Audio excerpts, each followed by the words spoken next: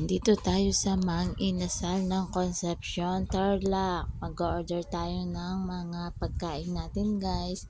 Kasi nagutom na kami, guys, sa sobrang paghihintay, guys, sa aming appointment kanina. Ayan ang mga aking kasama, guys. Ayan o, nagutom na sila, guys. So, ayan ang aking daddy. Mga kasama namin yan, guys. Taga dito sa amin, guys. Ayan sila, oh. Yung isa busy pang kumukuha sa order niya, guys. Ayan. Pagsama-sama kumakain, guys. Sobrang ang saya-saya guys. Kasi mafe-feel mo yung sarap ng pagkain natin. Ayan na. Dumating na yung isang kasama natin. Ayan, nabitin sila, guys. Kaya nag-order pa ng halo-halo, guys. Walang kamatayang pagkain, guys. Ayan, no. Guys.